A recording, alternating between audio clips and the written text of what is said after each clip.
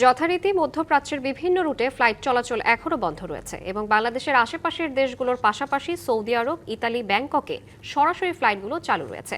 বাতিল হওয়া ফ্লাইটের যাত্রীরা আগে থেকে অবগত হওয়ায় হজরত শাহজালাল আন্তর্জাতিক বিমানবন্দরে কাউকে দেখা যায়নি।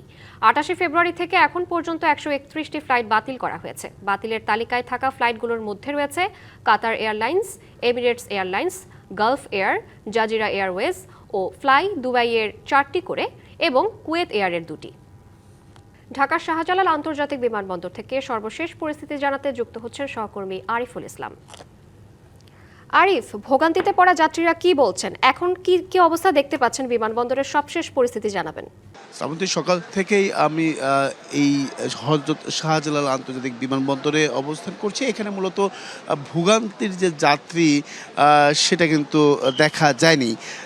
যেহেতু আপনি জানেন যে মধ্যপ্রাচ্যের এই যুদ্ধের কারণে মূলত বাংলাদেশ থেকে 131টি আজকে পর্যন্ত 131টি ফ্লাইট বাতিল করা হয়েছে, যেটা হচ্ছে আপনার এইখানে যাত্রীদের যে ভোগান্তি আমরা দেখেছি বিগত দিনগুলোতে, আজকে সেটা কিন্তু দেখা যাচ্ছে না। কারণ তারা আগে থেকেই তারা এই বিষয়টা সম্পর্কে অবগত ছিলেন বিধায় কেউ বিমানবন্দরে এসে বাড়তি কোনো ঝামেলা পোহাতে হবে তাদের, সেই বিষয়টা মাথায় রেখে তারা কিন্তু আসলে বের হয়নি এবং কি তারা আসেননি।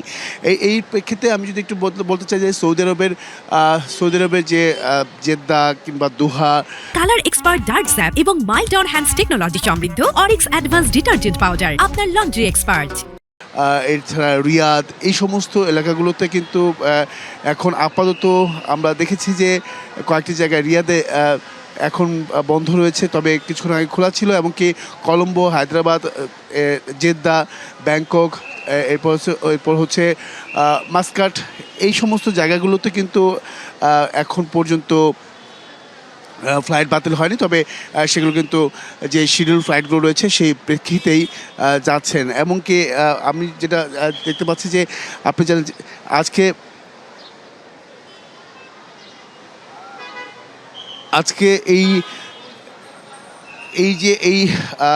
আজকে মধ্যপ্রাচ্যের যে যুদ্ধের কারণটায় সেই কারণেই মূলত বলা যায় যে এখানে যাত্রীদের যে ভোগান্তি, সেই ভোগান্তির মাত্রাটা কিন্তু আজকে তেমন একটা দেখা যায়নি। তবে এখানে আজকে যে কয়েকটি ফ্লাইট যেমনটা ছিল যে আজকে প্রায় 22টির মতো ফ্লাইট বাতিল করা হয়েছে। গতকালকে ছিল 46টি, তার আগের দিন ছিল 40টি, তার আগের দিন ছিল 20টির মতো ফ্লাইট।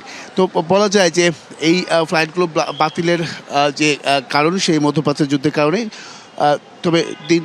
তবে সব কিছু মিলেই আমরা এখানে যেটা দেখতে পেরেছি যে সকাল থেকে এই ধরনের কোনো যাত্রীর ভোগান্তির কথা আমরা জানানোর চেষ্টা করেছিলাম, কিন্তু সেই ধরনের যাত্রী আসলে দেখা পাওয়া যায়নি। তো বলা যায় যে স্বাভাবিক, আসলে এটা শুধু বাংলাদেশের জন্য নয়, পুরো বিশ্বেই কিন্তু এই ধরনের ফ্লাইটগুলো বাতিল করা হয়েছে। তো এই ছিল শ্রাবন্তী, এখান থেকে সবশেষ। শ্রাবন্তী, আরিফ, আপনাকে ধন্যবাদ।